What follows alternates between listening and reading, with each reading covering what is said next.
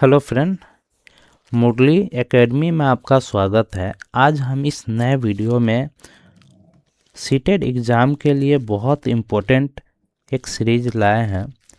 ये आपका first series है।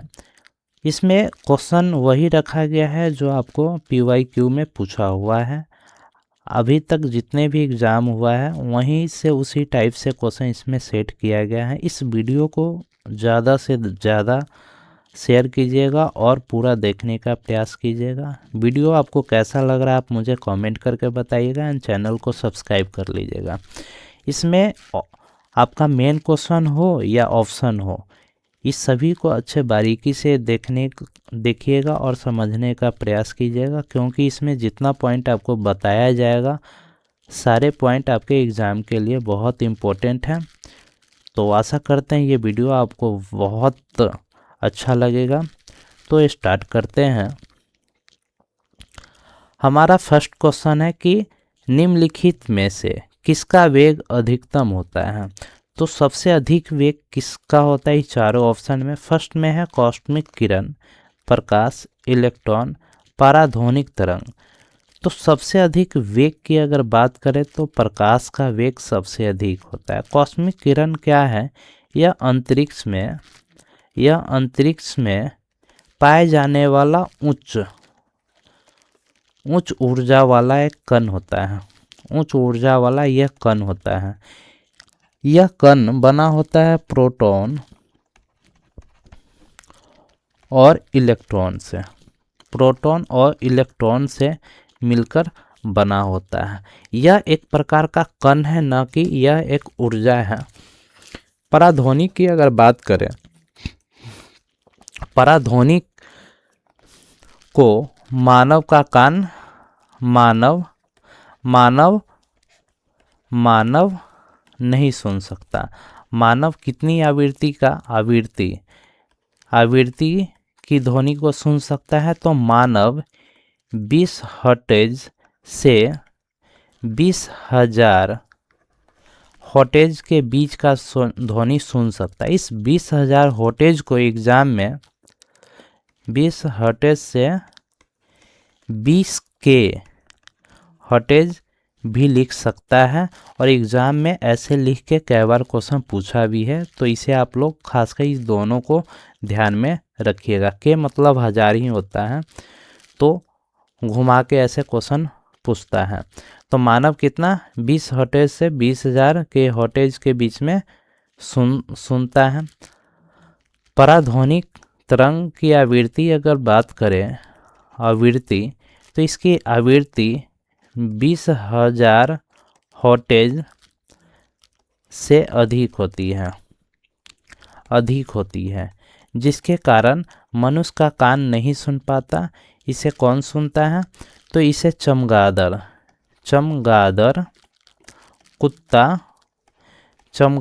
कुत्ता, डॉल्फिन आदि जानवर इसे सुनते हैं। इसके उपयोग चिकित्सा के क्षेत्र में भी किया जाता है। चिकित्सा के क्षेत्र और अन्य में भी इसका उपयोग किया जाता है। तो आशा करते हैं आपका इतना समझ में आ गया होगा। नेक्स्ट है हमारा इलेक्ट्रॉन। इलेक्ट्रॉन एक परमाणु का मूल कण है। यह क्या है, परमाणु का मूल कण है। इलेक्ट्रॉन परमाणु का मूल कण है। इसमें कौन सा आवेश होता है, निगेटिव चार्ज होता है। निगेटिव चार्ज मतलब ऋण आवेश होता है। ऋण आवेश इलेक्ट्रॉन में ऋण आवेश होता है। इसमें अगर इसकी द्रव्यमान की बात करें तो इसका द्रव्यमान होता है 9.1 के गुना 10⁻³ किलोग्राम होता है। इलेक्ट्रॉन की द्रव्यमान 9.1 गुना 10⁻³ किलोग्राम होता है। जबकि इसके इलेक्ट्रॉन की बात करें, इलेक्ट्रॉन में कितना आवेश होता है, आवेश की बात करें तो -1.6 गुने 10⁻⁻19 कूलम्ब होता है। तो ये सब जितना पॉइंट दिया हुआ है एग्ज़ाम के लिए बहुत इंपॉर्टेंट है, इसे खासकर आप लोग अपने दिमाग में रखिएगा। तो आशा करते हैं ये क्वेश्चन आपका अच्छे से क्लियर हो गया होगा। हम लोग नेक्स्ट क्वेश्चन को देखते हैं। हमारा नेक्स्ट क्वेश्चन है कि प्रकाश की गति। तो प्रकाश की गति क्या होती है? तो प्रकाश की गति आपका 3 गुने 10⁸ मीटर प्रति सेकेंड होता है, या एग्जाम में 3 लाख किलोमीटर प्रति सेकेंड आपको लिख के देता भी है, तो इसे भी आप ध्यान में रखिएगा। ऐसे ये 3 गुने 10⁸ मीटर प्रति सेकेंड होता है। तो राइट आंसर आपका बी हो जाएगा। तो आशा करते हैं आपको इतना समझ में आ गया होगा। नेक्स्ट क्वेश्चन है हमारा कि सूर्य के प्रकाश को धरती की सतह पर पहुंचने में लगने वाला समय लगभग कितना होता है? तो 8.5 सेकेंड ये भी हो सकता है, या 8 मिनट भी हो सकता है, या 8 मिनट 20 सेकेंड भी हो सकता है, या 19 सेकेंड भी हो सकता है। तो आशा करते हैं आपको इतना समझ में आ गया होगा कि जब भी आपको एग्ज़ाम में पूछे तो ये 3-4 पॉइंट हैं, आप ध्यान में रखिएगा। 8 मिनट के आसपास जो भी आएगा आपका राइट आंसर हो जाएगा। नेक्स्ट है, प्रकाश एक माध्यम से दूसरे माध्यम में जाता है तो निम्नलिखित में से कौन सा एक अपरिवर्तित रहता है? यानी किसमें कोई परिवर्तन नहीं होता है जब प्रकाश एक माध्यम से दूसरे माध्यम में जाता है तो क्या परिवर्तन नहीं होता? तो इसमें आवृत्ति में कोई परिवर्तन नहीं होता और न ही रंग में कोई परिवर्तन होता है। जो प्रकाश का रंग है उसमें कोई परिवर्तन नहीं होता, न आवृत्ति में परिवर्तन होता है। और क्वेश्चन ये भी पूछता है कि किस किस में परिवर्तन होता है? तो प्रकाश के तीव्रता में परिवर्तन होता है, वेग में होता है, और तरंग दैर्ध्य में और दिशा में भी परिवर्तन होता है। इस समय क्या होता है? परिवर्तन होता है।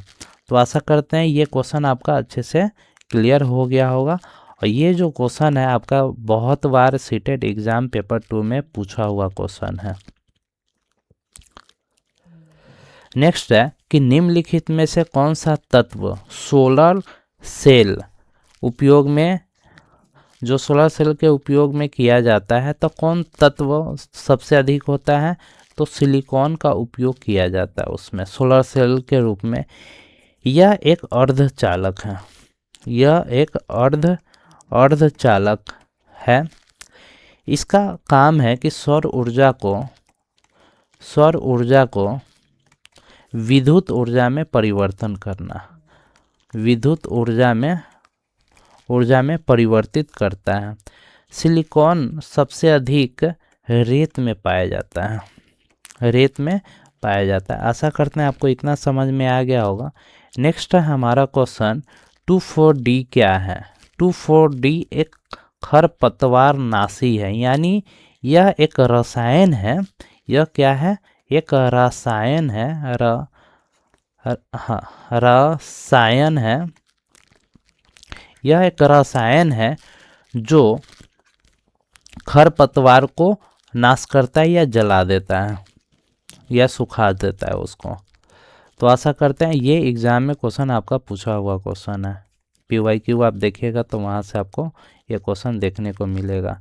नेक्स्ट है कि निम्नलिखित में से कौन सा पौधा नाइट्रोजन स्थिरीकरण में सहायक नहीं होता है? नाइट्रोजन स्थिरीकरण की अगर बात करें, तो ये क्या करता है? वायुमंडल में नाइट्रोजन की मात्रा कितना होता है? 78%।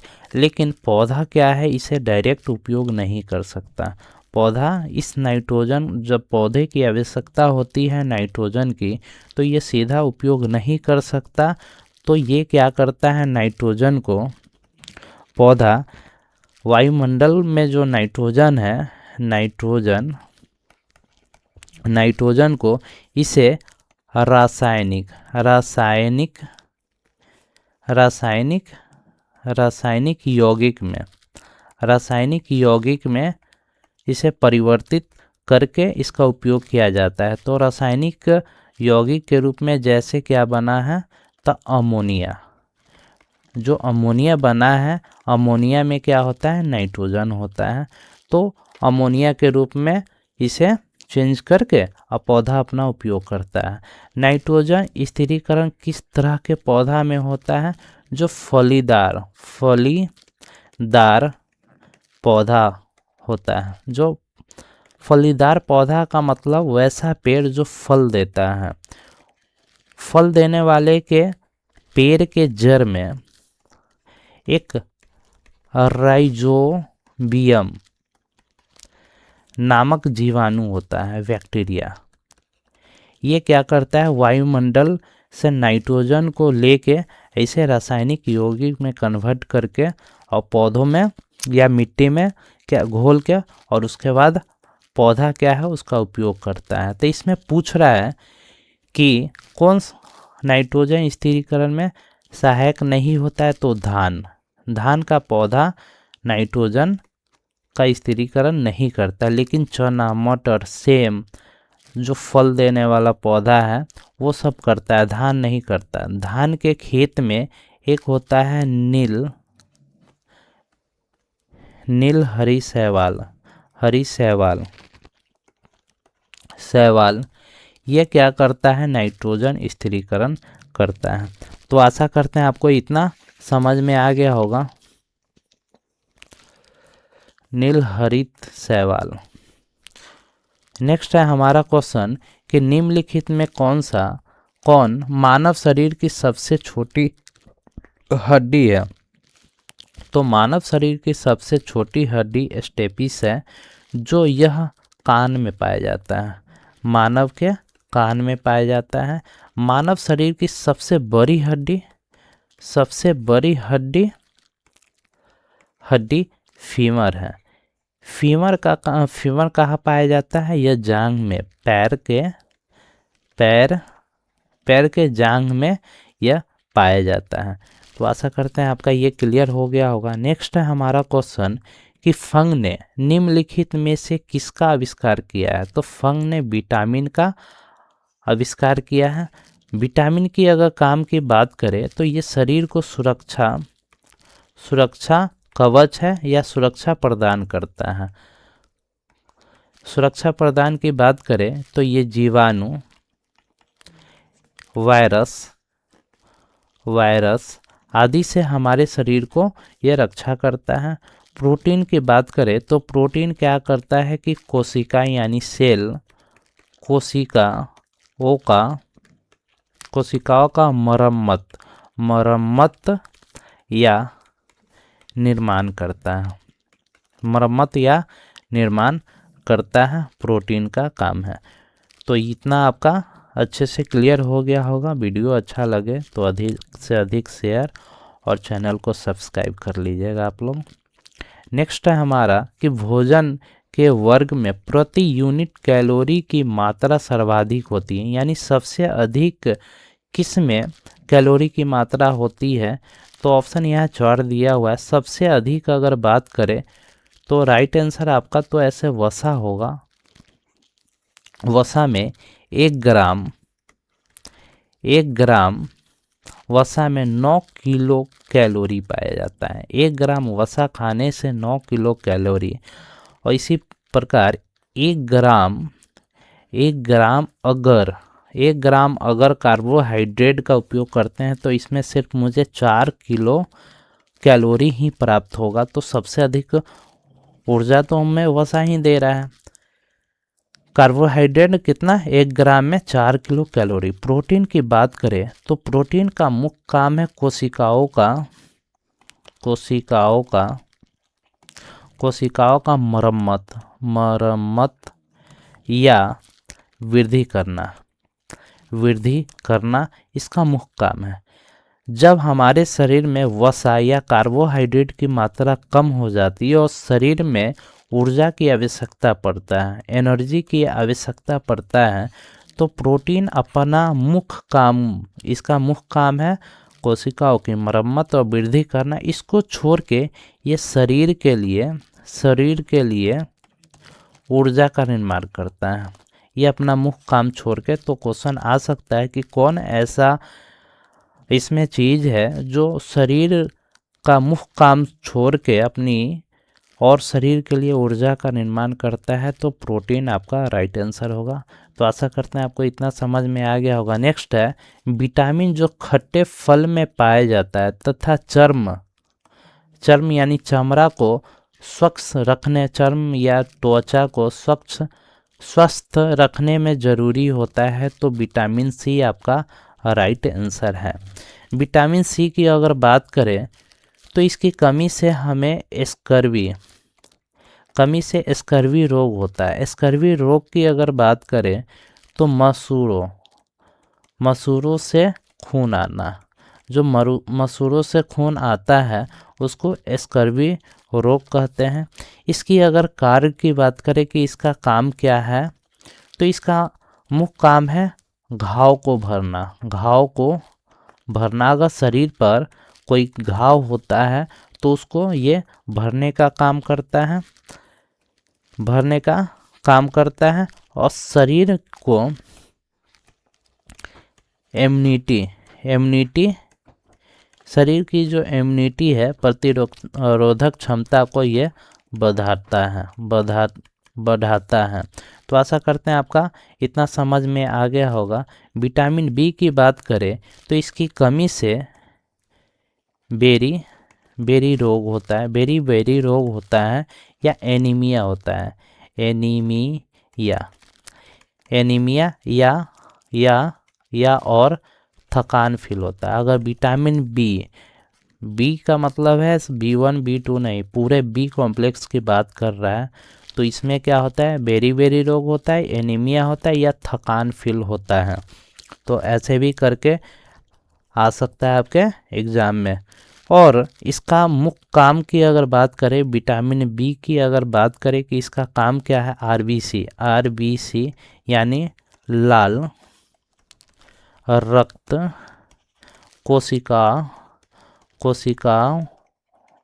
लाल रक्त कोशिकाओं का निर्माण करना होता है जब हम भोजन खाते हैं। दूसरा इसका काम है जब भोजन खाते हैं उसे ऊर्जा में इसे परिवर्तन करना, ऊर्जा में बदलना विटामिन बी का काम है। नेक्स्ट हमारा इसमें है कि तंत्रिका तंत्र को ठीक करता है या एक्टिव करता है। तंत्रिका तंत्र को ठीक या एक्टिव करता है। तो आशा करते हैं आपको इतना समझ में आ गया होगा। नेक्स्ट है हमारा क्वेश्चन कि रक्त का थक्का बनाने में किस विटामिन की आवश्यकता है, तो विटामिन के की आवश्यकता है। रक्त को थक्का बनाने में विटामिन के की आवश्यकता है। नेक्स्ट है हमारा विटामिन डी। विटामिन डी को हम लोग कैल्सीफेरॉल बोलते हैं। कैल्सीफेरॉल इसे बोला जाता है। इसका काम क्या है, इसका काम है कैल्शियम का अवशोषण करना। कैल्शियम जो शरीर में कैल्शियम होता है उसका अवशोषण करना, अवशोषण कर ये हड्डी और दांत को मजबूत करता है। हड्डी और दांत को ये मजबूत करता है। आप कहोगे कि कैल्शियम का अवशोषण विटामिन डी करता है, तो कैल्शियम का संतुलन शरीर में कौन करता है? कैल्शियम का संतुलन कौन सा विटामिन करता है? तो विटामिन ए कैल्शियम का संतुलन शरीर में करता है। तो आशा करते हैं आपको इतना समझ में आ गया होगा। नेक्स्ट हमारा विटामिन डी के सर्जन में निम्न में से कौन सा पाया जाता है? तो विटामिन डी के सर्जन में कैल्सीफेरॉल पाया जाता है। विटामिन डी का नाम कैल्सीफेरॉल है। फॉर्मिक अम्ल की बात करें तो फॉर्मिक अम्ल को B9 बोलते हैं। रेटिनॉल क्या है? रेटिनॉल विटामिन ए है, इसकी कमी से रतौंधी होता है। एस्कर्बिक अम्ल क्या है? ये विटामिन सी है। तो आशा करते हैं आपको ये वीडियो बहुत अच्छा लग रहा होगा। अगर अच्छा लगे तो चैनल को सब्सक्राइब अधिक से अधिक आप अपने ग्रुप में शेयर कीजिएगा और वीडियो को लाइक कर दीजिएगा। और ये वीडियो आपको कैसा लगा मुझे कमेंट करके बताइएगा। नेक्स्ट हमारा क्वेश्चन, नहीं ये क्वेश्चन हो गया है, अब हम लोग बात करेंगे सेकेंड वीडियो में। जैसा भी लगा आप मुझे कमेंट करके बताइएगा। वीडियो देखने के लिए धन्यवाद।